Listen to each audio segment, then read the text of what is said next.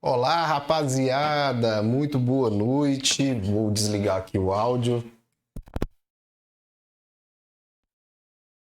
Boa noite para você que está aqui ao vivo no canal do YouTube do Professor Léo Matos. Vamos aqui fazer um aulão de informática muito bacana, falando sobre o concurso da Prefeitura de Canaã de Carajás aí do Pará. Saiu o edital, né? Já tem alguns dias. E nós vamos falar aqui sobre questões importantes de informática da banca FGV, galera, da banca FGV, que é uma banca muito bacana, mas que traz umas questões um pouco mais difíceis, mas também traz questões fáceis e intermediárias. Porém, temos que estudar focado na banca, tá? Então, concurso muito bom aí para a galera aí de Carajás, né? Canaã dos Carajás, Prefeitura Municipal. E eu vou falar aqui quais são os cargos que caem a parte de informática. E ainda, durante essa live, também você vai saber aí o que é importante você estudar da parte de informática, já que para todos os cargos, exceto alguns que eu vou até comentar aqui, vale 10 pontos a parte de informática. Faz muita diferença saber o que é mais importante para você focar mais, para não perder tempo, né? Porque a gente tem outras coisas para estudar. Então vamos aqui para a tela, vamos falar um pouquinho da prova, do edital, e logo depois a gente já entra no que é importante aí da banca FGV, e durante a aula também vou fazer algumas questões para você ver como é que a banca cobra o assunto e também já serve como resumo. Convido você, nesse momento, a pegar um caderninho já para fazer anotações, já vai ter muito conteúdo durante essa aula. Não vou falar só do edital, eu vou fazer questões de informática junto com você. Tudo bem? Eu demorei bastante, né? A gente ia começar a live 19 horas, demorei um pouquinho porque eu estava configurando aqui um ambiente aqui em casa, né? Então eu estou aqui em casa fazendo essa live para vocês, eu tive que configurar uma coisa nova aqui, então a gente demorou um pouquinho para configurar o som, né? A iluminação, então acaba a gente atrasando, mas a partir de hoje já está tudo configurado aqui, é só ligar e a gente, ó, fazer a nossa live aqui no nosso canal do YouTube, beleza? Então vamos lá, galera, vamos aqui para a tela, deixa eu ver aqui, só controlando aqui pelo celular também, vamos aqui para a tela falar um pouquinho do edital. Então, como eu já afirmei para vocês, a banca é a banca FGV, então aqui já está no nosso slide aqui, 556 vagas imediatas, tá? Então, são muitas vagas, inclui nível médio, fundamental, tá? Nível técnico e superior. Quando falo nível técnico, com certeza vai te exigir algum conhecimento técnico aí, como por exemplo, a parte de o técnico aí que envolve a parte de tecnologia, enfim, mas não é o nosso assunto aqui debater esses cargos. Você vai abrir o edital e vai olhar qual é o cargo que você quer dentro desse concurso aí da Prefeitura de Canaã dos Carajás, tá? Então é importante depois você olhar no edital. O meu objetivo aqui é falar de informática, como que você vai se preparar para acertar as 10 questões de informática, e já pega um caderno aí para você anotar, tá bom? Dentro de todos esses cargos, de todas essas vagas imediatas, professor, vai cair informática em todos os cargos? Não, eu vou apontar aqui para vocês quais são os cargos que tem informática, tá? Então, se você já leu o edital, já viu que não vai cair informática na sua prova, você nem precisa continuar aqui no vídeo para não perder tempo, tudo bem? Então, vamos lá, gente. Nível fundamental, médio, técnico e superior. A data de inscrição vai de 30/9 de 2024 até 4/11 de 2024. Taxa de inscrição 47 a 150 reais. Com certeza, 150 reais é para nível superior. E o salário que vai aí de 1.610 a 11 mil, bom salário aí também. E a prova dia 1º de fevereiro de 2025, a gente tem um grande prazo para que você realmente se prepare para ter uma boa nota nessa prova. Eu garanto para você que você seguindo as instruções aqui da parte de informática, você vai garantir sim as 10 questões, você vai conseguir gabaritar, mas tem que se atentar ao que eu vou falar aqui durante a nossa live, beleza? Vamos começar pelos cargos aqui. Quais são os cargos que caem em informática, tá? Então aqui nós temos o cargo de nível médio, e aqui tem todos eles, ó, agente de serviços administrativos, e aí a gente tem aqui vários cargos de nível médio, tá? E dentro desses cargos de nível médio nós temos aqui os agentes de serviço de informática, que além de cair informática básica para esse cargo aqui, cai informática também no conhecimento específico, tá?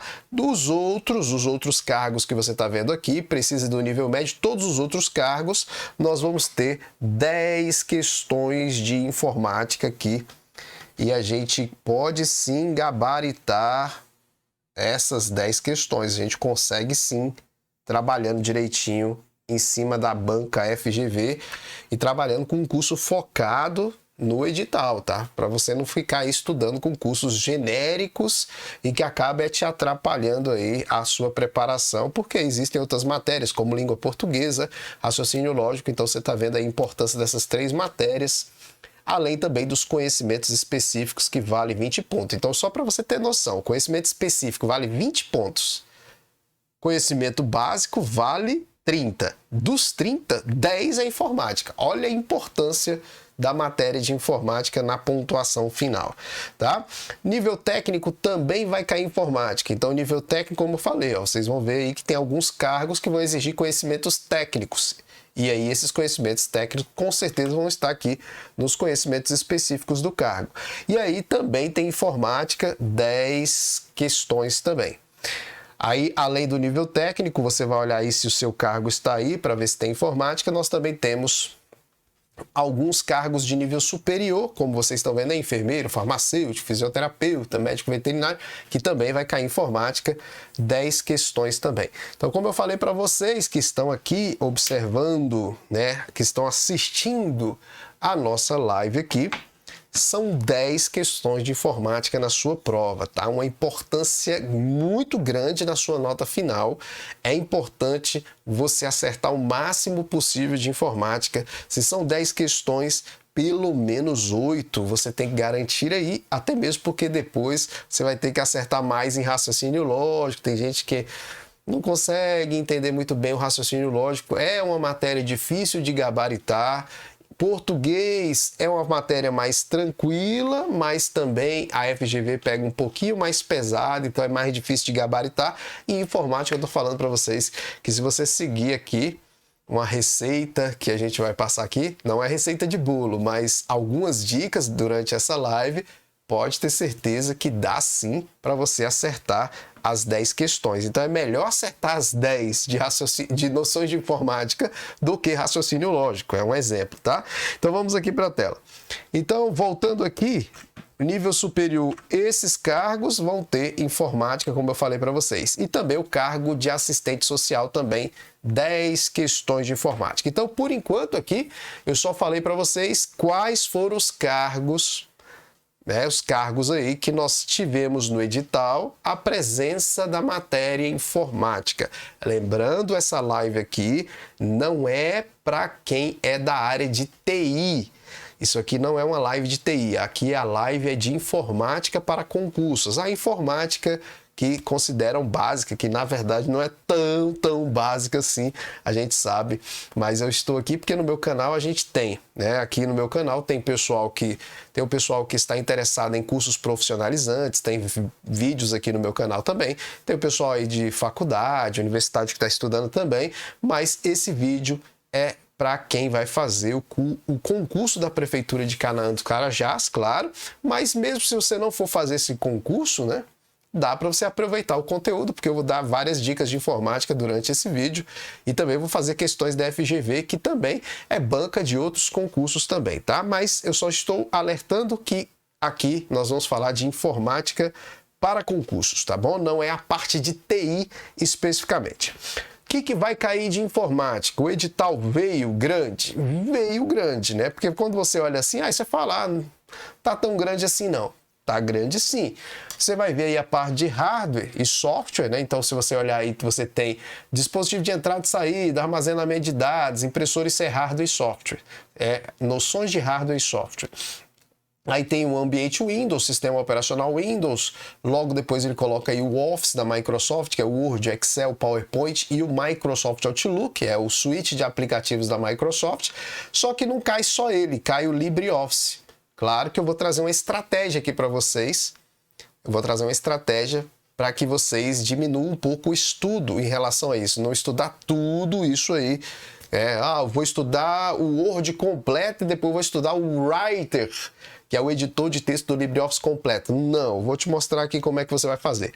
Conceitos relacionados à internet, noções de sistemas operacionais, que são os conceitos de sistemas operacionais e relacionado ao Windows, que está aqui. Aí tem um monte de coisa aí, ícone, pasta, teclado, isso aí é tudo dentro de ambiente Windows. Além disso, você também tem aí a parte de cópias de segurança, ou seja, backup. Então, esse aqui é a parte de informática que vai cair naqueles cargos que nós vimos. Essa aqui é a parte de informática. Lembrando que quem vai fazer o concurso para nível médio e que seja o cargo de agente de informática, que se eu não me engano tem 2 vagas no edital. Além desse conteúdo de informática aqui, você tem esse conteúdo específico aqui, que eu coloquei aqui também para vocês darem uma olhada. Esse conteúdo específico aqui é maior, mas ele não é para todos esses cargos que eu falei que cai em informática. Isso aqui é só para o pessoal de agente de serviços de informática, que é tudo informática na prova, a parte de conhecimentos específicos é tudo informática, mas é uma informática um pouco mais pesadinha, porque é um cargo mais voltado para informática, e ainda na parte básica noções de informática também. Mas lembrando, a nossa live agora é para falar sobre esse conteúdo que está aqui, que é noções de informática para todos os cargos que eu apontei aqui para vocês da Prefeitura de Canaã dos Carajás, beleza?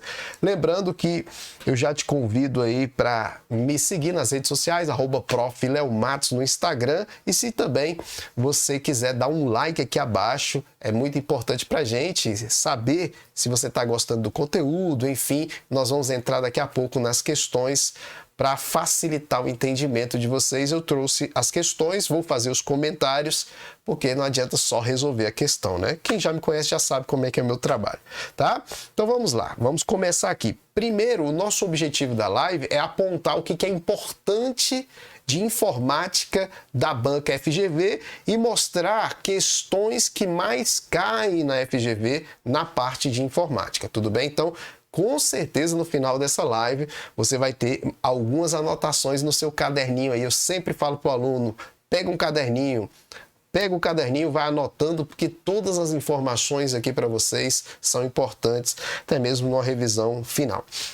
De todos aqueles tópicos que eu coloquei lá para vocês, de todos aqueles tópicos que vão ser cobrados, aqui estão os top 5. Tá? Então, o que mais a FGV cobra em informática? Sem dúvida, a FGV adora o Microsoft Excel. Então, se você vai fazer a prova, informática, Excel é o principal conteúdo. É certeza que vai ter questão das 10, vai ter questão de Excel, e se possível não, e pode ser que aconteça de ter mais de 2 de Excel, umas 3 questões de Excel, tá? Em segundo lugar vem o Microsoft Word, também muito importante para a banca FGV. A banca FGV, gente, ela tem uma característica um pouco diferente das outras bancas, não só em informática, mas em outras matérias também. Você pode perguntar, por exemplo, para o seu professor de português. É uma banca que sabe chegar a um nível de dificuldade alto, mas ela também dá algumas questões mais nível básico mesmo, tá? Então, a gente tem que se preparar com base na FGV, porque um outro curso que você fez aí para a VUNESP já não serve aqui. Um outro curso que você fez aí para o SEBRASP já não serve aqui. Tem que ser um curso voltado para a FGV, fazendo muitos exercícios da FGV para saber como que a FGV cobra o assunto. O Word, por exemplo, é o segundo que você tem que mais estudar e mais fazer questões, e tem muita questão da FGV sobre o Microsoft Word. Então ele é o segundo lugar, tá? O que a banca FGV gosta muito? Teclas de atalho. Infelizmente, atalhos costumam cair na banca FGV. Atalhos do Word e atalhos também do Windows também costumam cair bastante. Durante aqui eu vou mostrando algumas coisas para vocês, dando algumas dicas. O Windows, sistema operacional Windows também cai bastante na banca FGV. Esses aí são os top 3 que vocês têm que estudar bastante na prova.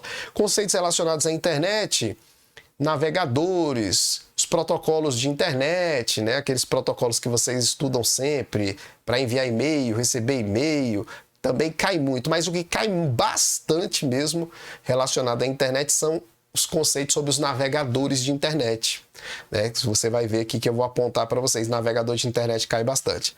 E por último daqueles tópicos, eu coloquei aqui noções de hardware e software. Cai bastante? Cai uma questão, duas, mas cai, tá? Esse aqui é uma distribuição muito boa, ou seja, daquelas 10 questões, eu tenho certeza que das 10 questões, 9 estarão distribuídas aqui, dentro desses conceitos. Aí você fala, por que 9, professor, se são 10 questões? É porque lá, além disso aqui, no edital que eu não citei aqui, aquela parte que eu falei para vocês, que tem o LibreOffice, né? Vai cair o Word, Excel, né? PowerPoint, Windows, né? Lembra? Windows não, desculpa, Outlook, né? Que fazem parte do pacote Microsoft Office. Mas no LibreOffice também vai cair. Então, dessas 9 questões aqui, eu separo que uma possa ser desses conteúdos que eu não coloquei aqui. Esses 5 aí são os mais importantes, são aqueles que você tem que estudar muito bem, fazer muito exercício e fazer 2 ou 3 revisões até a prova. Tem que fazer revisão desses conteúdos mais importantes. O LibreOffice, como é que você vai estudar? Você não vai pegar, por exemplo, e estudar o LibreOffice. Ah, estudei o Word. Aí, o que acontece muito nos cursos, né? Que eu já dei aula em vários cursos, sei como é que é. O que acontece nos cursos, nesses cursinhos de assinatura? Você vai ter lá 10 vídeos de Word para assistir. 10 vídeos de Word. Aí depois vão ter assim, ó, 10 vídeos de Writer para você assistir. O Writer é o editor de texto do LibreOffice. Ou seja, você perdeu tempo. Por quê? Porque entre o Word e o Writer há coisas comuns. Há coisas comuns. Então, o que você tem que fazer? Estudar muito bem o Word, que é o que você sabe que cai bem na prova. E o Writer, você vai estudar as diferenças, além de fazer exercícios. É isso. Você reduz o tempo na metade do tempo. Não vou dizer metade, mas você reduz aí em 30% a 40% o tempo, porque se você estudar o Word, aí depois estudar o Writer tudinho de novo, você está estudando 2 programas que têm as mesmas funcionalidades, com algumas diferenças. Então, você estuda bem o Word e depois estuda só as diferenças e faz exercícios daquilo que a FGV vem cobrando sobre LibreOffice, tá? Então, eu costumo fazer assim no meu curso, mas em cursos de assinatura você sabe, você vai estudar conteúdo genérico, você não vai estudar conteúdo específico para a prova da banca FGV. Você vai perder um pouco de tempo. Dá para acertar? Dá, mas acaba perdendo tempo. Se você tem muito tempo para estudar, vale a pena lá assistir todos os vídeos da sua assinatura, tá bom? O nosso curso, tanto o curso de informática quanto também o de agente de informática, que tem aquela parte específica, nossos cursos são voltados para a banca FGV. Eu gravo ele especificamente, você vai ver que tem vários exercícios da banca FGV sendo resolvidos e esse curso vai estar disponibilizado no link da descrição do vídeo pela plataforma do Estúdio Aulas, beleza?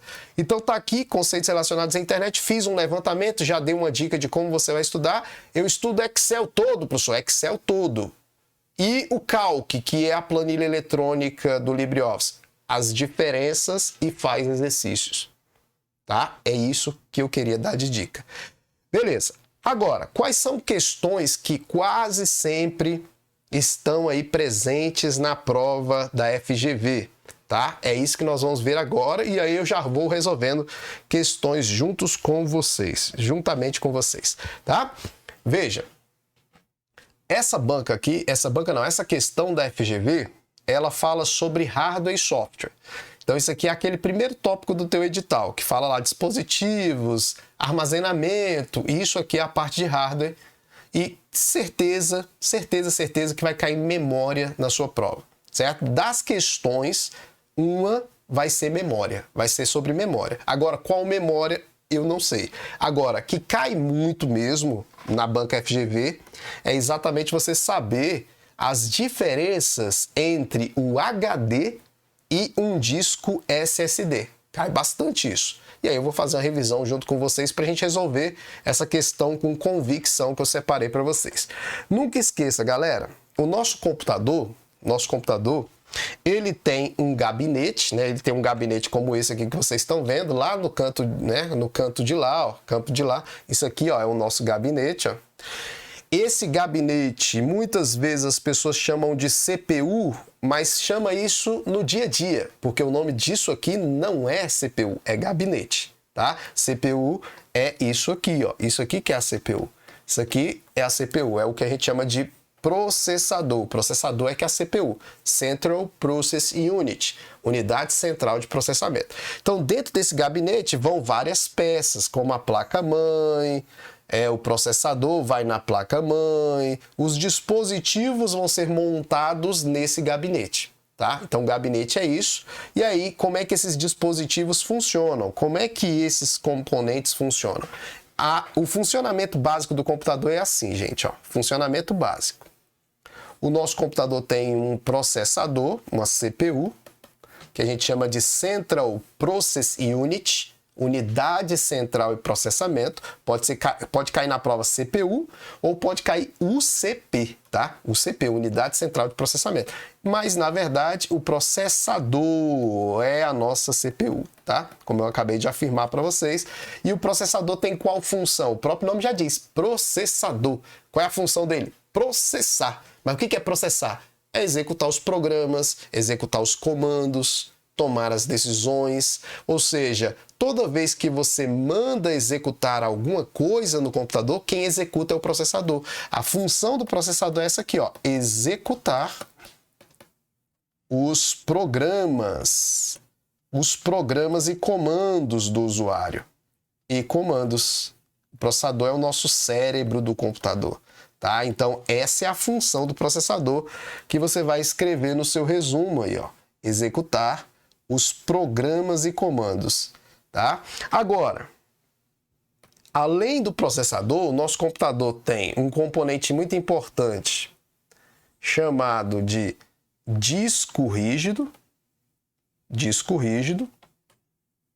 que a maioria das pessoas chamam de HD, porque quer dizer hard disk. E ainda nós temos um componente aqui também no nosso desenho que a gente vai chamar de memória principal RAM. Existem tipos de memória principal. No curso vocês vão ver todas, mas aqui eu vou falar um pouquinho da memória principal RAM e aqui do HD. Esse resumo aqui já responde a nossa questão que nós vamos fazer agora da banca FGV e responde várias questões da FGV. Quando vocês pegarem para fazer as questões, vocês vão ver que o resuminho que você vai fazer agora no seu caderno responde várias questões. O processador, então, tem qual função? Executar os programas e comandos que você dá para o computador, beleza. Agora, os programas, arquivos do usuário, os programas e os arquivos do usuário ficam armazenados de forma permanente no HD. Então, esse HD aqui, ele é uma memória. E aí, se perguntar na prova que tipo de memória é o HD, você vai marcar assim, ó, é uma memória secundária. É uma memória secundária, tá? Ele não é memória principal, ele é memória secundária. É uma memória de armazenamento permanente. É uma memória de armazenamento permanente. Os dados que você tem no HD, os seus arquivos, os seus programas, tudo que você tem no computador armazenado está aqui no HD. E o HD armazena isso de forma permanente. Ou seja, quando você desligar o computador, não vai apagar.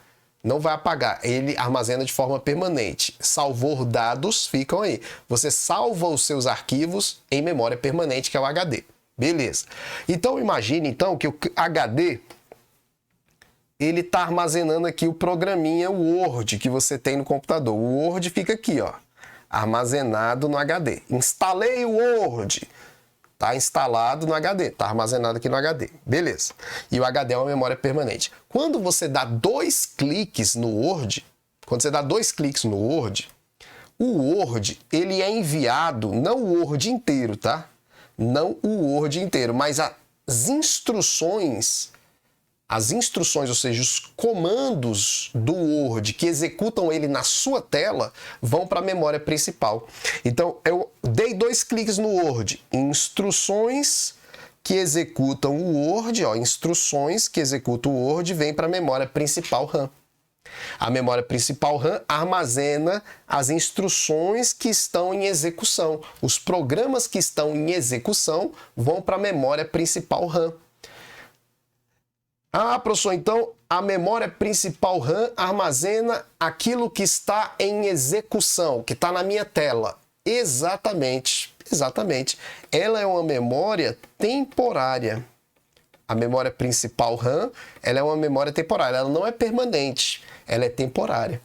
Ela só armazena na hora que você está trabalhando com o programa. Se você fechar o programa, sai da memória principal RAM, mas fica lá no HD do computador. O HD é permanente, fica lá armazenado. Você executou, vai para a memória principal RAM. Por isso ela é chamada de temporária.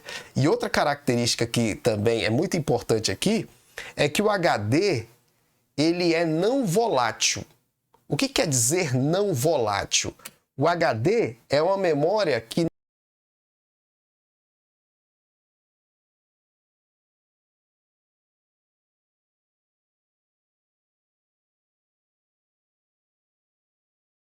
computador não manda mais energia, a fonte de energia do computador não manda mais energia para o HD.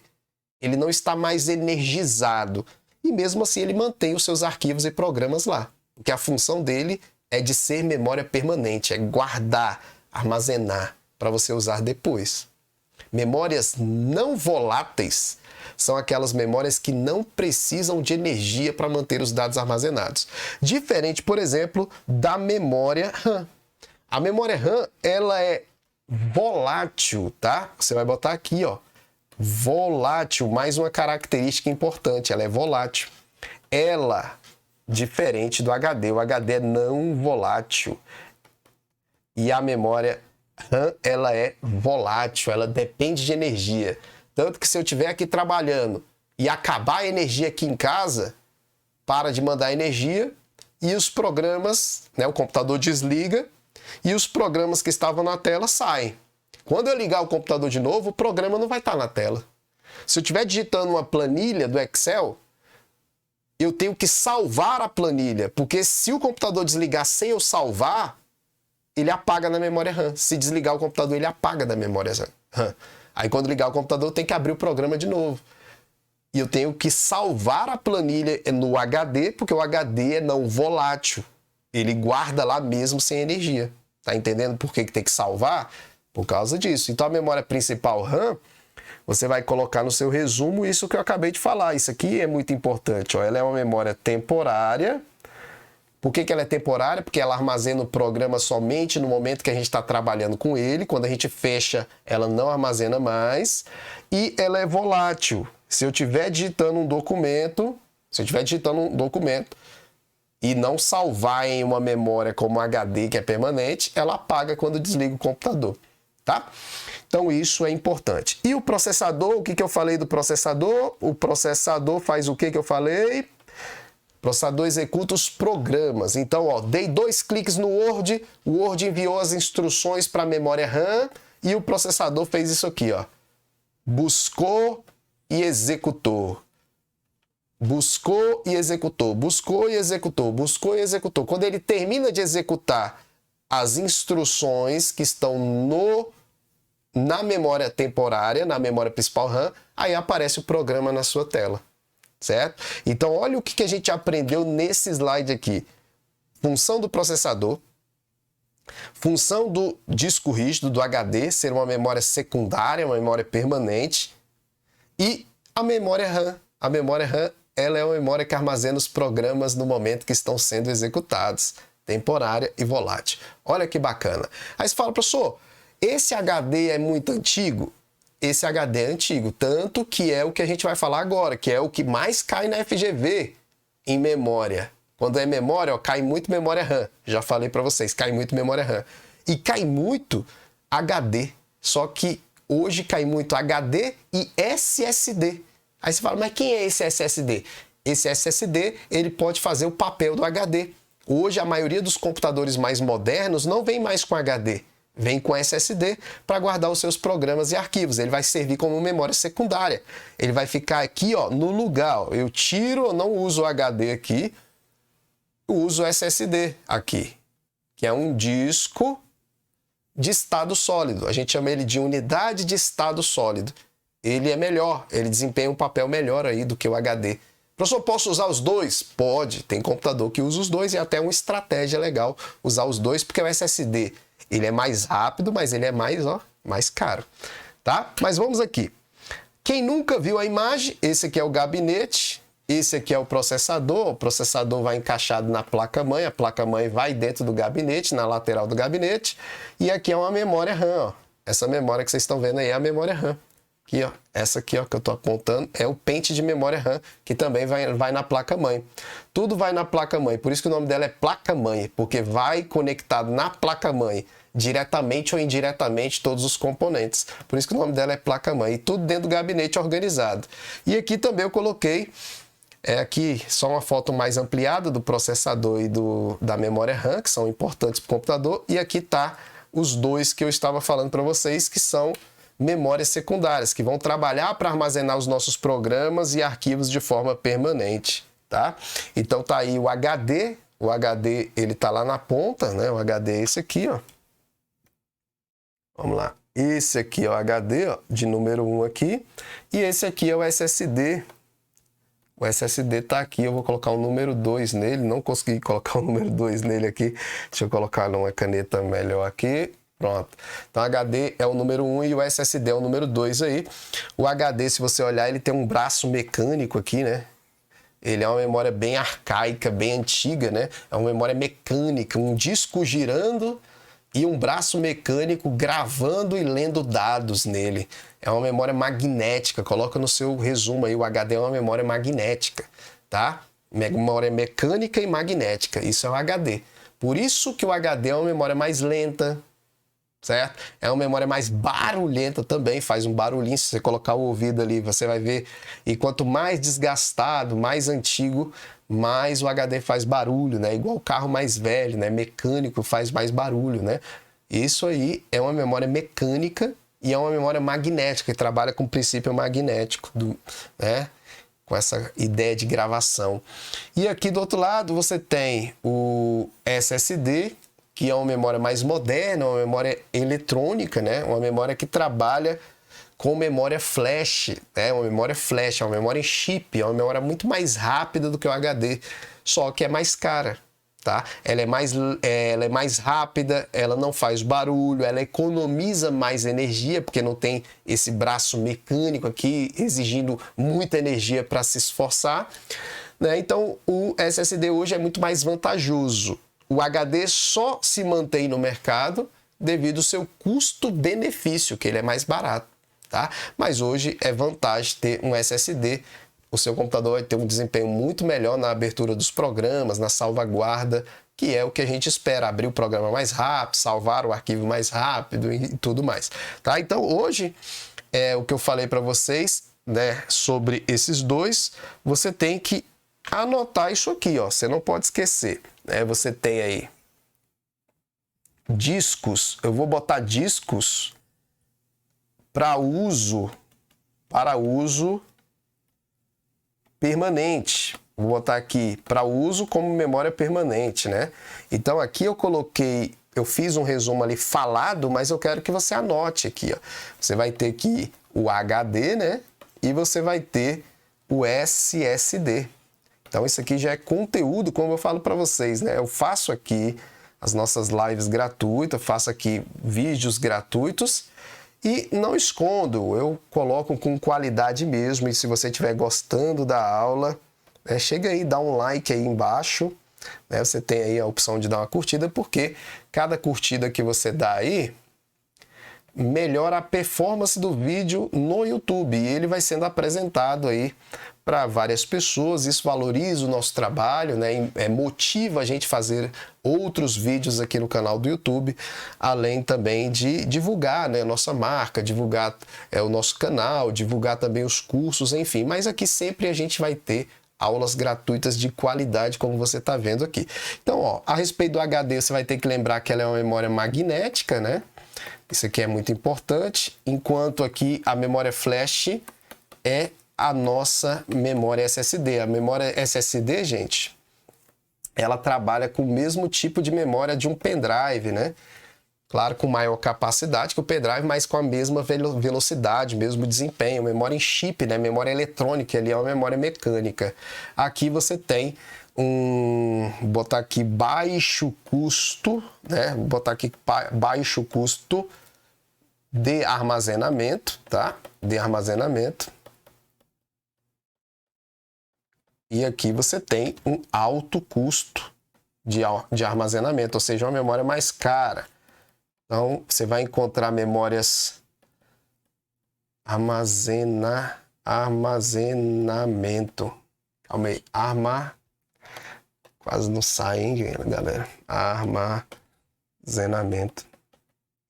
Aqui você tem um alto custo de armazenamento. Ali é uma memória rápida, muito mais rápida do que o HD. E aqui é uma memória mais lenta. Vou botar mais lenta em comparação ao nosso SSD, tudo bem?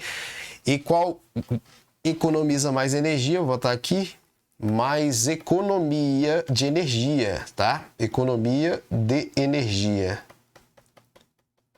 Não quer dizer que ela é mais barata, é uma mais econômica na hora de consumir energia. Aqui é menos economia de energia.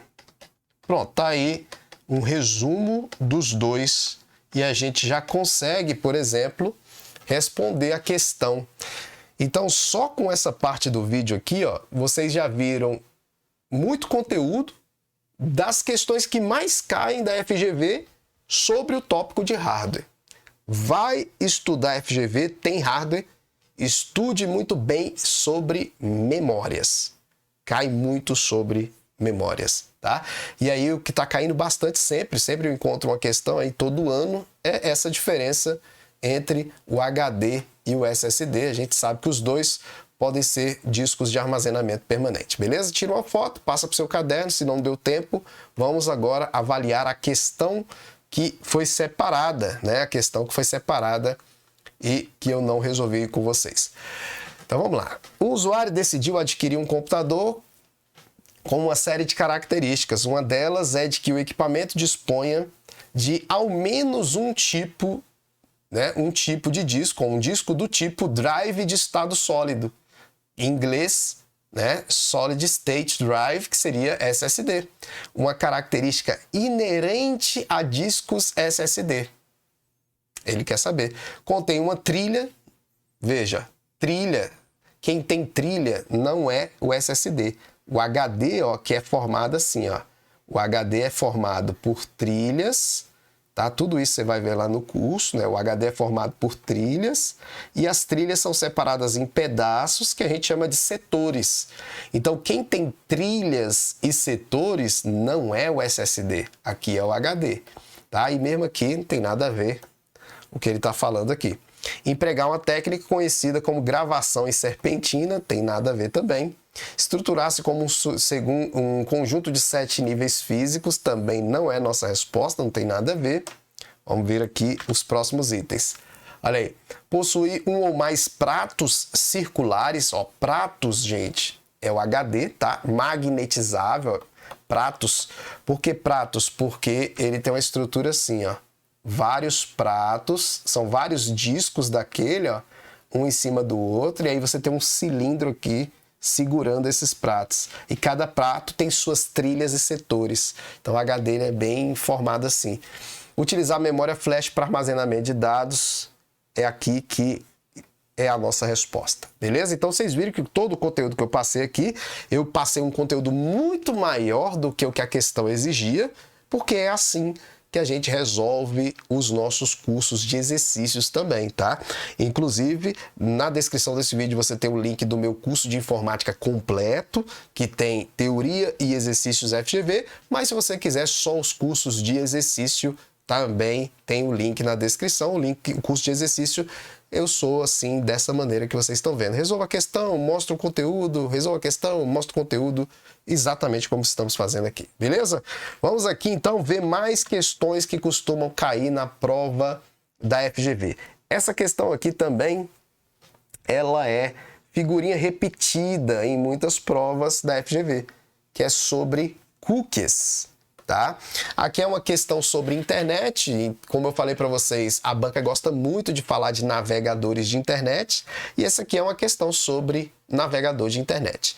Então aqui, já para mostrar para vocês o que são cookies, nunca esqueçam que quando você está navegando na internet, você abriu lá o Google Chrome, você abriu o Firefox, né? Tem o Google Chrome, tem o Firefox, tem o Edge da Microsoft, o Microsoft Edge. Quando você abre esses navegadores e visita uma página, digitou lá globo.com, youtube.com para entrar aqui e assistir esses vídeos, né? Se você estiver usando pelo navegador, toda vez registros sobre a sua navegação ficam armazenados no computador, tá? Então toda vez que eu visitar uma página, esse navegador que eu estou usando registra o meu acesso no meu computador, tá? O meu computador fica com registros de acesso, que a gente pode chamar de logs também, logs de acesso, registros de acesso. Dentre os registros que ficam armazenados no meu computador toda vez que eu visito uma página, eu tenho o histórico, que é o endereço do site que eu visito, certo? Eu tenho os temporários, que são os arquivos das páginas que eu visito, que fica armazenado no meu computador para quando eu visitar ser mais rápido. E os cookies, que é o meu objetivo aqui com vocês, falar para vocês o que são cookies. Cookies são biscoitos? Claro que não. Mas cookies são arquivos de texto. São arquivos do tipo TXT, que são armazenados no seu computador quando você visita uma página. Então, visitei o YouTube, que nem você está aqui assistindo essa aula, visitei o YouTube. Aí, visitei o YouTube pelo navegador Google Chrome, ou o Edge da Microsoft. Aí, digito lá, vídeo de matemática. O YouTube usa o navegador de internet, pega isso que eu pesquisei e armazena no meu computador. No meu mesmo, no meu computador. Ele armazena os cookies no computador do usuário, daquele que visitou o site. E ele armazenou essas informações sobre a minha visita no site do YouTube. Para que ele armazena essas informações sobre a minha visita? Para amanhã, ou depois, quando eu visitar o site do YouTube de novo, o YouTube vem no meu computador, olha os arquivos que ele já colocou no meu computador, os cookies, e fala, esse cara gosta de vídeo de matemática. E aí ele começa a me recomendar vídeos de matemática, começa a me recomendar vídeos baseados nas minhas pesquisas anteriores, do meu modo de trabalhar, das minhas preferências. Os cookies são arquivos de texto armazenados no computador do usuário para armazenar as preferências dele, para que na próxima visita o site se comporte melhor, te trate como uma pessoa conhecida. Bom dia, fulano de tal. Hoje é a sua segunda visita. O YouTube colocando os vídeos que você já assistiu. Isso são cookies, tá? Então, nessa questão, o que ele quis perguntar? Ele falou, ao navegar na internet, o usuário recebeu uma mensagem no navegador questionando sobre a aceitação parcial, total ou rejeição de cookies. O usuário responderá ao questionamento sabendo que cookies são o quê? É porque você pode aceitar ou não o armazenamento de cookies no seu computador. Você pode aceitar ou não. Só que, se você não aceitar, tem alguns sites que não funcionam. Por exemplo, o Gmail. O Gmail, ele só funciona, o Gmail mesmo, gmail.com, ele só funciona se você aceitar cookies. Se você configurar o seu navegador para rejeitar cookies, porque você pode fazer isso, eu não quero que o site saiba as minhas preferências, não, vou rejeitar. Só que tem site que se você rejeita, ele não funciona. O Gmail não funciona porque ele usa cookies para armazenar sua senha temporariamente no computador. Para que você possa ir para uma outra página, voltar e ele não sair da página. Então tem algumas páginas que não funcionam. Vamos ler os itens que ele está falando. Vamos lá. O usuário responderá o questionamento sabendo o quê? Vamos lá.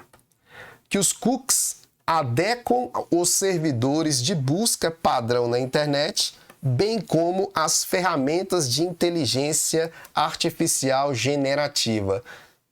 Não tem nada a ver com ele aceitar ou rejeitar. Não tem nada a ver com inteligência artificial.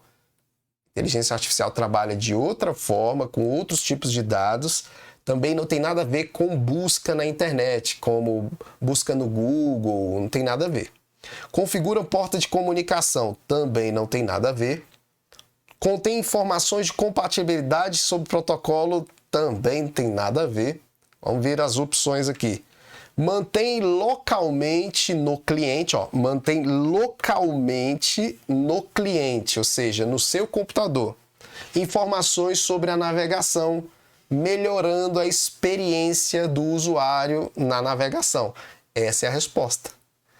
Os cookies servem para isso, para melhorar a experiência, mesmo que eles possam também ser usados em algumas ferramentas para monitoramento do usuário, para rastreamento dos passos do usuário na internet. Mas não são todos os sites que são assim. Os sites usam cookies para saber mesmo as suas preferências, tá? Então a resposta é a letra D. A próxima questão também é um tipo de questão muito cobrado pela FGV, que é sobre navegador de internet, e ele coloca aqui para você saber alguns atalhos dos navegadores. Gente, todo navegador de internet, ele tem atalhos muito úteis. E vou te falar uma coisa. Se você for estudar Google Chrome, Microsoft Edge e Firefox, a estratégia é aquela, estuda o que é comum para os três e estuda depois só as diferenças. Porque o que é comum, por exemplo, são os atalhos.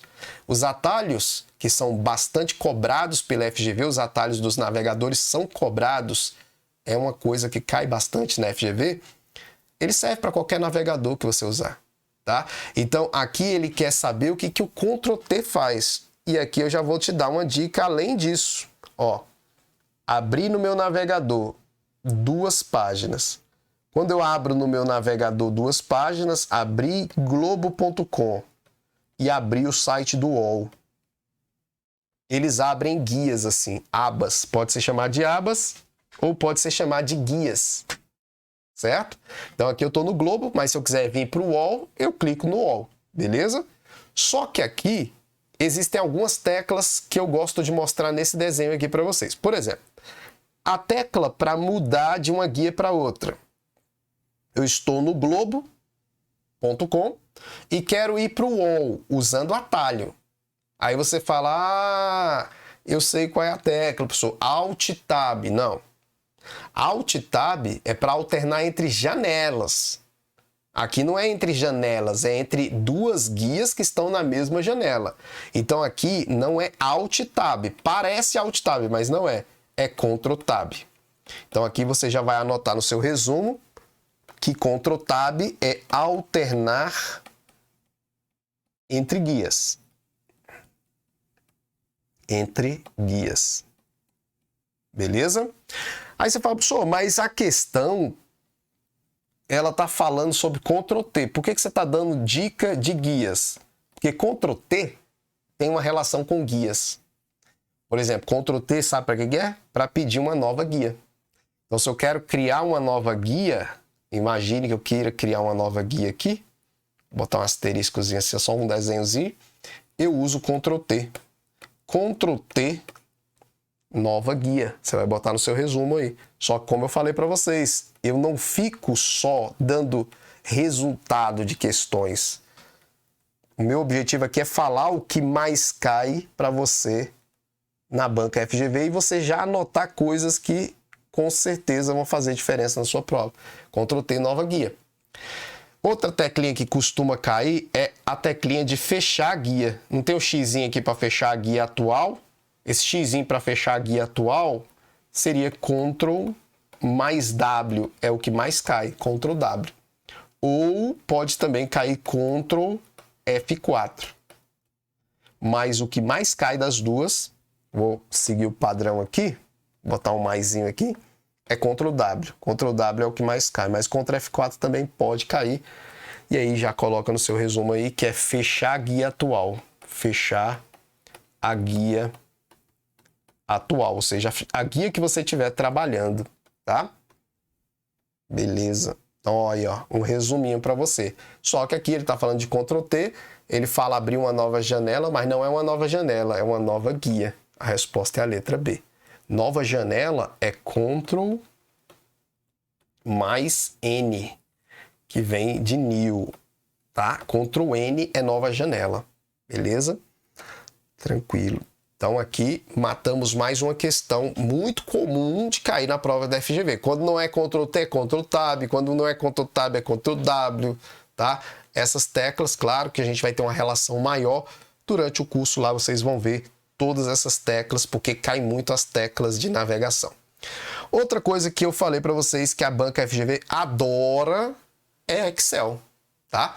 E aqui eu já trago aqui para você uma coisa que ele gosta muito, que é saber a diferença entre ponto e vírgula e dois pontos. E aí é muito tranquilo, né, gente? Por exemplo, essa questão aqui ele fala assim, ó, o usuário do Excel inseriu na célula A1, A2 e A3 e A4. Então imagine aqui, ó, eu vou colocar aqui um exemplo do que ele está falando na questão. Essa aqui é uma questão fácil, tá? Mas eu quero te mostrar um detalhe, tá? Um detalhe importante. Se você não gosta de Excel, tem que gostar para fazer a prova, tá? Tem que acertar as questões da prova, porque cai muito. E vou te falar, não é porque sou eu, mas eu gosto de Excel bastante e dou aula muito bem de Excel. Quem tá aí sabe, tá? Inclusive tem um curso aí de Excel na prática no meu canal, que já tem um bom recorde de visualização, tá? Mas vamos aqui, eu vou colocar aqui os valores que ele pede, ó, respectivamente. Então, respectivamente, nós vamos colocar o 10, o menos 5, o 20 e o menos 8. É isso aqui que ele está colocando, tá? E aí ele fala assim, ó, que é para usar a função soma. Então, nesse caso aqui, você tem que tomar cuidado, porque ele coloca igual soma, né? Igual, toda fórmula tem o igual, né? Pode ser fórmula simples, com função vai ter o igual, e dentro dos parênteses vão estar os valores que você vai somar. Então ele colocou A1, ponto e vírgula 4.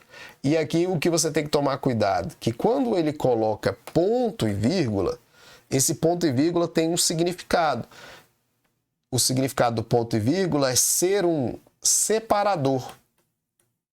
Ele é um separador de argumentos. Se cair na prova, o que é o ponto e vírgula no Excel? Você vai botar aqui, ó, separador de argumentos. Ele está separando os valores lá, ó. É a soma de A1 e A4. Você lê esse separador aqui como E.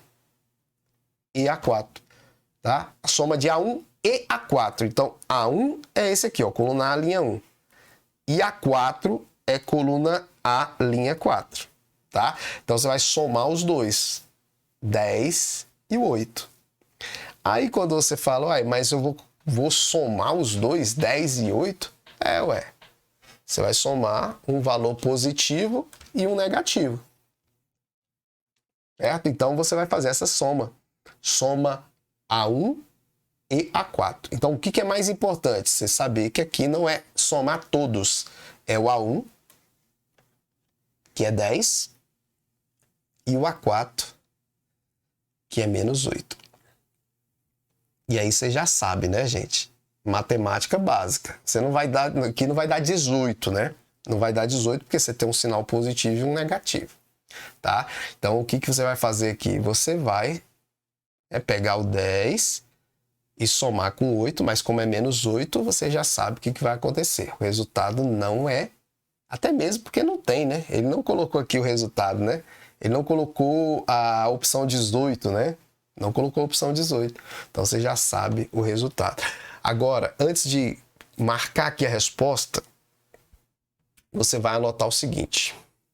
Primeira coisa, tem que saber as funções do Excel. Caem bastante. Professor, quantas funções caem na FGV? Praticamente, vou botar assim, todas que você aprende no curso focado para FGV pode cair.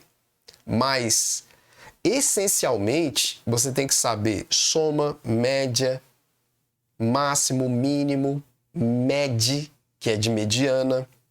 Esses são básicos. Aí você tem PROC-V, que é procurar valor, função de pesquisa, PROC-X. O PROC-X não costuma cair tanto, mas tem o PROC-V e o PROC-H, que caem bastante. E aí tem a função SI. Todas essas funções vocês vão aprender. Mas nessa questão aqui, basicamente, você tinha que saber que ponto e vírgula não é somar intervalo. Quando você quiser somar intervalo, eu vou mostrar aqui para vocês um exemplo de somar intervalo. Quando você for somar intervalo, você tem que colocar o 2 pontos, tá? Então você vai ter que colocar o 2 pontos, beleza? Então aqui, voltando aqui, para eu mostrar para vocês, falhou aqui, mas deixa eu voltar. Ó, o que eu tô falando é o seguinte. O que eu tô falando é isso aqui, ó. Deixa eu pedir uma tela branca aqui. Ó, imagine. Já marcaram lá, né, a resposta, né, gente? A resposta lá é 2, né? É básico, matemática básica. Mas vamos lá. Ó, tivesse um 10 aqui, um 20 aqui, um 10 aqui e um 15 aqui. Basicamente, ó, eu quero que você saiba isso aqui, ó. Eu vou colocar um pouco mais de detalhe. Ó, esse 2 pontos significa até. É o intervalo. Na verdade, a gente lê como até, mas se perguntar o que é o 2 pontos, você vai falar intervalo. Então, aqui é o intervalo entre A1 até A4, é assim. A1 até A4 é entre o A1, o A2, o A3 e o A4. Aí entre o 10, o 20, o 10 e o 15. Então, somando tudo aí, você tem 30, 40, 55 como resultado. E aí, o que eu estou falando para vocês é que nessa questão, claro, ele envolveu um pouquinho de matemática ali. Ele queria que você soubesse que aqui era A1 e A4 e não A1 até A4. É A1 e A4. A1 e A4. Aqui, o resultado vai dar esse e esse só. Não é até. Isso é básico para toda a prova. 10 e 15 vai dar o quê? 25. Certo? Então, aqui está a diferença. Beleza? Aí, o que você tem que saber? Que ele mistura 2 pontos com ponto e vírgula, coloca tudo no mesmo, que é o que nós vamos ver na próxima questão. Mas nessa questão, a gente já sabe que o resultado aqui, se você tem um número positivo e um negativo, você vai subtrair, porque positivo com negativo dá negativo, né? Então, o resultado é 2. Beleza. Agora, isso aqui é básico, a maioria de vocês já deve saber. Agora, aqui ele já misturou. Aqui já misturou, e era por isso que eu coloquei aquela questão. Aí, olha aqui como ele misturou. Ele coloca a soma, somar o quê? O que está dentro do intervalo. Então, aqui você tem, ó, A1 até A3. Então, você vai chegar aqui e vai fazer assim. Ah, a soma é... Ó, a soma... Ó, como é que eu faço para os alunos entenderem. A1 até A3, eu faço detalhado aqui para o aluno não se perder. Ó, B1 até B3. E aí ele colocou B5. Eu falo, aluno, faz o seguinte, ó, para ficar bom para você, A1 até A3. Você chega aqui e já vê. O que é A1 até A3? A1, A2 e A3. A1 até A3 é isso aqui, ó. Isso aqui. Então, quem é que entra aqui? Entre o 0, entre o 1 e entre o 2. Pronto. Só isso que vai ser somado? Não. A soma falou A1 até A3 e, ó, e A1 até A3 e B1 até B3. Então, se eu chego aqui, a B1 até B3 também vai entrar. Então, quem é que entra mesmo? B1, B2 e B3. Estou até colocando em cores diferentes para ficar mais explicado ainda. B1 é quem? B1 é 5. B2 é quem? B2 é... Tá parecendo um 6, né? Tá parecendo um 6. Tá meio desfocada ali. E o B3 é 7. Pronto. Só isso? Não. E aí você vê e B5. Então B5 entra aqui também. Eu vou botar o B5 aqui também no bolo. O B5 é esse carinha aqui. Pronto. Aí é só somar, galera, para você saber o resultado. Você organizou tudo aqui, ó. 0 mais 1 dá 1, 3, 8, 14, 21, 30. Nossa resposta aqui é a letra C. Então, uma das coisas que vai estar na prova e não é considerado uma questão difícil, tá? É uma questão... Vou botar aqui... Das questões de Excel, essa aqui pode ser a mais fácil. Né? Tem questões mais difíceis. Claro que tudo depende de como você vai aprender o Excel, como você vai aplicar nas questões da FGV. Mas é uma questão considerada fácil. Saber a leitura. E sempre vai ter uma questãozinha dessa. Tá? Então, por isso, coloquei aqui nas questões mais cobradas. E aí, campeã mesmo, quando cai nas provas da FGV... de Excel é você saber a diferença entre referência relativa e absoluta, tá? Nessa questão aqui, ó, ele tá falando de referência relativa e absoluta. E aí eu vou mostrar para vocês como é que resolve isso e o que que é. Então, toda vez que falar referência relativa e absoluta é o seguinte, ó, vou botar aqui para vocês. Isso aqui também é questão que cai mesmo na FGV sobre referências relativas e absolutas. Vou até botar só assim, no nosso resuminho.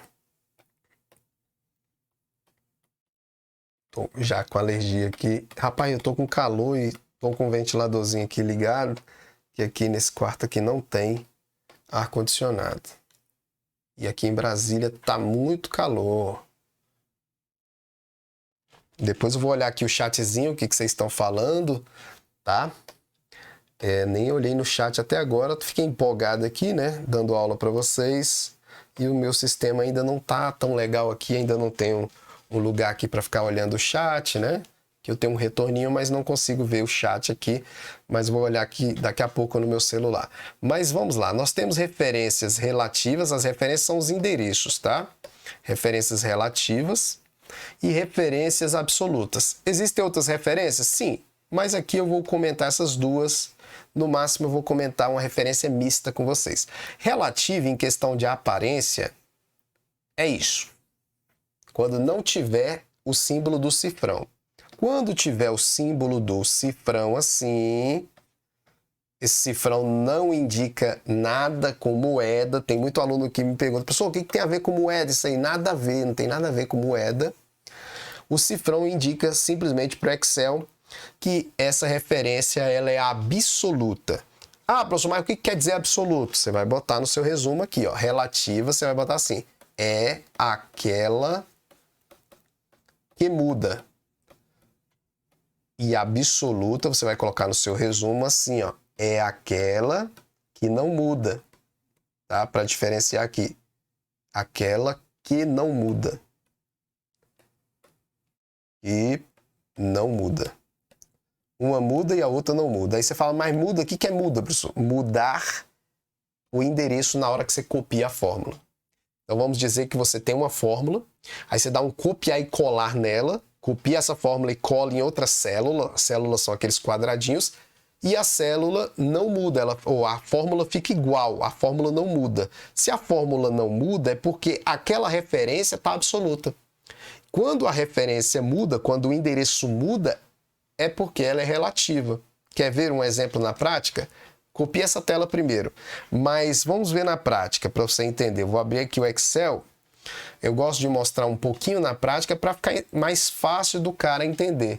E aí quem já sabe, minhas aulas são todas assim, né? Eu mostro, claro que eu sou bem direto nas minhas aulas, eu mostro como é que cai mesmo na prova, mas tem algumas coisas que, mostrando na prática, acaba o aluno percebendo mais a utilidade e aprendendo mais. Então eu costumo colocar assim, ó. Vamos lá. Eu vou botar aqui produtos, botar aqui produto A, produto B, botar aqui produto A, B, C, D, E e F. E aqui eu vou colocar aqui janeiro, fevereiro, só para a gente ver um exemplo. Então aqui vamos dizer que tem aqui vendas de produtos de janeiro, desses produtos em janeiro, e aqui vendas de fevereiro, e a gente quer saber o total aqui. Então, para saber o total é muito simples. Eu coloco o igual, vou fazer uma formulazinha. Ó. Vou pegar aqui o B2, ó, essa célula aqui está com coluna B' 2, ó, B2, e vou usar o sinal de mais mesmo. Nem vou usar função do Excel, vou usar sinalzinho de mais mesmo, tá? E aí eu vou colocar aqui, ó, C2. Pronto, tá aí, ó. A2, ou B2 mais C2, ó. E vou dar um Enter. Olha lá, 30. O resultado dessa formulazinha aqui foi 30, ó. Somei um mais o outro. Bem simples. E veja aqui que eu usei referência relativa, ó. O que é uma referência relativa? É aquela que muda. Olha aqui, ó. Fiz a primeira fórmula, não preciso fazer as demais, eu copio a fórmula. Vou dar um Ctrl C é copiar, seleciono as outras células e dou um Ctrl V, colar. Olha aí. Aqui está a fórmula, aqui mudou, ó, se ajustou para pegar a outra célula, se ajustou para pegar o outro produto, se ajustou. Olha a utilidade da referência relativa. Se não fosse a referência relativa, a gente estava enrolado, tinha que fazer cada linha uma fórmula. Não teria utilidade nenhuma Excel, né? Se eu tivesse que toda hora fazer fórmula, é melhor fazer na calculadora, né? Então, a referência relativa é isso, ó. A referência vai mudando. Ó, quando eu copiei, olha lá, a referência foi mudando. Aqui eu estou colocando só para você ver como a referência mudou. Relativa é isso. Copiei uma linha para baixo, a fórmula muda. Duas linhas para baixo, ela muda a linha. E se eu copiar para a coluna do lado, muda a coluna, tá? Muda a coluna também. Por exemplo, imagine que aqui fosse, ó, soma do B2 até o B7. Ó. Pronto, fiz esse aqui. Aí eu quero fazer esse aqui, a soma de fevereiro. Copio e colo. Veja que aqui, ó, era B2 até B7. Aqui, ó, é C2 até C7. Tá vendo? Quando eu copio linha, muda linha. Quando eu copio coluna, muda coluna. Tá? Isso é referência relativa. Agora, vamos supor que eu quero o seguinte. Vamos tirar aqui esses produtos. Agora eu vou botar assim, ó. Funcionários A, B, C, D, E. E aqui, salário. Eu quero descobrir o salário desses funcionários. Salário aqui, ó. Botar aqui primeiro, botar aqui número de salários. Salário. E aqui eu quero descobrir o salário desses funcionários, sabendo que aqui, ó, eu vou colocar salário mínimo bem aqui. Nossa live aí já passa de 1 hora já, né? Mas vou botar aqui o salário. Imagine que o salário seja R$800, mas na verdade é 1.000 e pouco, tá? Mas é que eu só tô botando um exemplo. É 1.000 e pouco, mas estou colocando como se fosse 800, tá? Só para ninguém questionar. Mas imagine que o salário fosse aquele ali. E quero descobrir o salário aqui do cara, sendo que o número de salário está aqui, ó. Igual, pego esse salário, que é o B2, ó, coluna B' 2, multiplico, né, porque é multiplicação, é 2, ó. Ó, aqui eu coloquei B2 e é 2, ó. Usei referência relativa, dou um Enter. Salário 4.000, né, 5 vezes 8, lá deu 4.000, 40, né, 5 vezes 8, 40, 4, entenderam, né, gente? A matemática básica. Tá aí. Aí você fala, agora eu quero saber dos outros. Copiar, colar. Ó, copiei e colei. Ó, não funcionou. Por que que não funcionou? Porque a referência que eu coloquei aqui é relativa. O que era B2, na linha de baixo virou B3. E o que era E2 virou E3, ó. E E3 não tem nada. Olha lá, não tem nada, não tem nada e não tem nada. Então, o que que eu tenho que falar? Excel, o E2 não pode mudar. O E2 tem que ficar fixo, absoluto. Aí eu chego no E2 aqui, dou um F4 no teclado. O F4, aquelas teclas de função que tem lá em cima, ó, o F4 bloqueia a célula, ele bota o absoluto. Aí agora eu posso copiar aqui, ó, e arrastar, copiar e colar, quer dizer, e aí ele já deu o resultado de todos, ó. Se você olhar aqui, a referência absoluta, ó, olha lá, não mudou nada, ó. Olha lá. A relativa mudou, ó. Pode ver que B2 virou B3, depois virou B5, a absoluta não mudou. Isso é a diferença entre relativo e absoluto, beleza? Agora, voltando aqui na questão, ele coloca aqui, tá? Ó, referência mista, você vai aprender comigo. no curso, referência 3D e referência externa. Aqui eu só mostrei para você o que é referência relativa e absoluta, que é o que mais cai. Olha o que ele fala, ó. Considere a planilha, sua versão em português. Aí se você olhar aqui, gente, o valor que está selecionado é o 35, certo? Só que lá em cima você vê que ele não é um valor digitado na célula. Ele é uma fórmula que deu o resultado 35. Porque tem gente que falha, né? Tem gente que pensa, se copiar o 35, quando colar fica 35. Não, porque você não está copiando o 35, você está copiando a fórmula que gerou o 35. Então olha o que ele falou. Ao se copiar o conteúdo da célula A7 para B7. Então você vai copiar do A7, vai clicar no colar quando estiver lá no B7.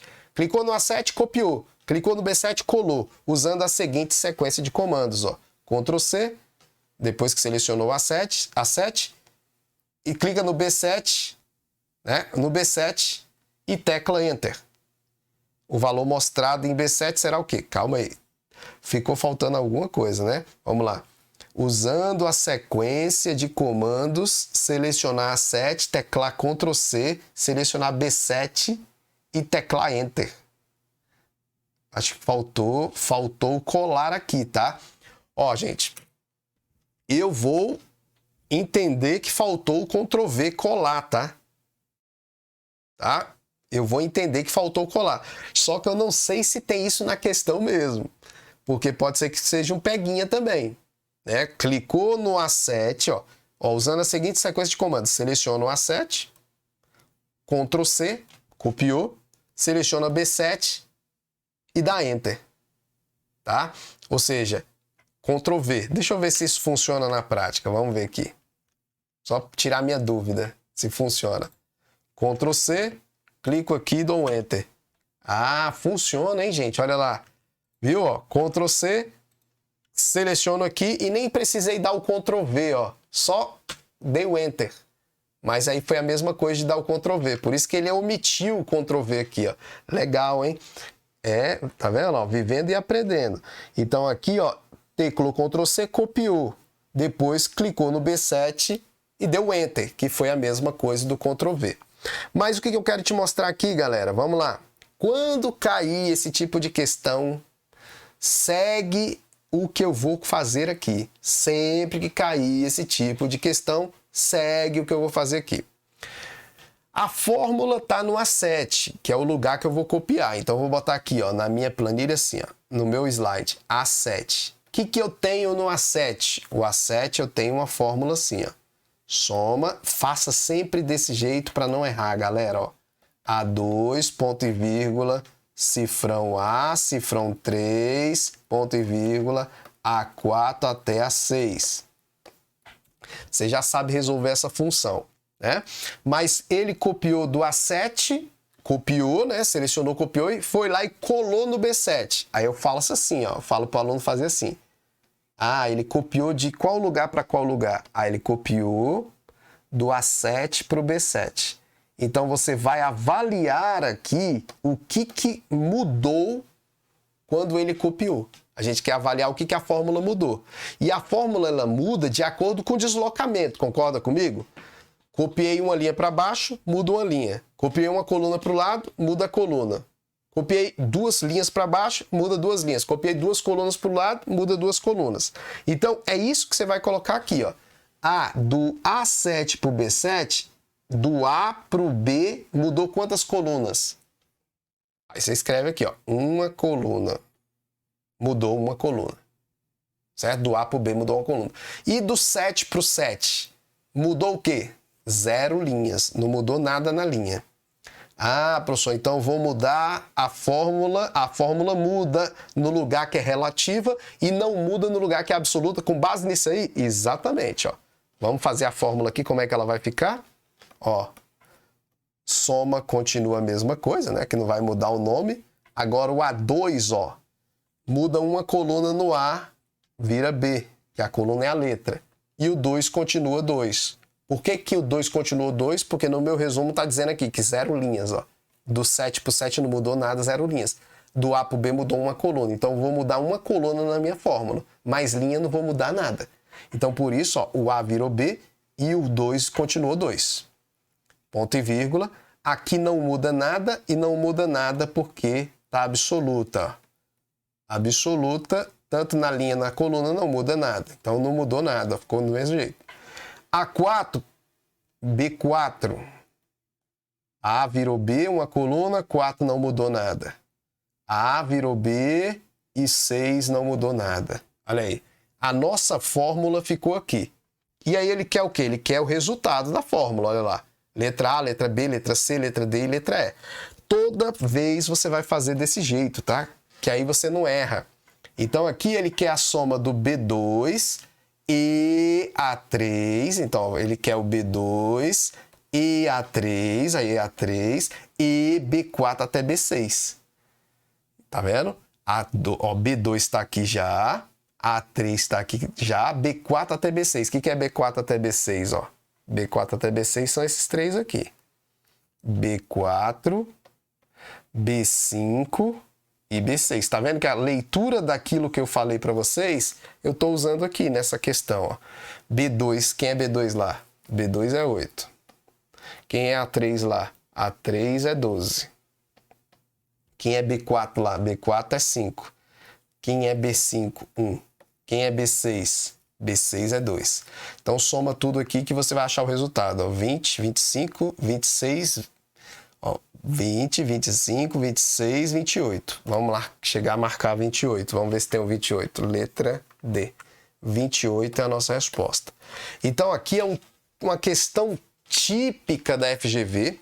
Cai muito sobre referência relativa e absoluta, tá? Você tem que saber referência mista, tem que estudar aí, tá? Referência circular também cai e referência 3D e externa. Professor, tudo isso vai estar no curso? Claro, tá? Então, deixa eu só ver aqui quem tá, né, ao vivo com a gente aqui. Vamos lá, deixa eu dar uma olhadinha aqui no chat, às vezes tem alguém ao vivo, e você que não está ao vivo também pode deixar seu comentário aí no nosso canal, deixa o comentário aqui embaixo de algum conteúdo que você queira que a gente veja, fala aí se gostou da aula, né? Se tiver alguma dúvida também pode me seguir lá na @prof.leomatos no Instagram, também segue aí Estúdio Aulas com Cursos também no Instagram, nosso curso online. Vamos aqui, deixa eu só dar uma olhadinha. Vai falando aí comigo, fala aí de qual cidade, de qual estado você está falando. Mostra aí se você está gostando da aula. Vale, beleza? Beleza, beleza. Tá falhando a live. Vamos ver. Então, alô, alô, alô, alô. Tá falhando, gente? Fala aí para mim se tá falhando. Boa noite aí, Floriano. Boa noite aí, Lucileide. Matheus Barros. A conexão, hein, gente? Na próxima, então, já vou ter que melhorar a nossa conexão.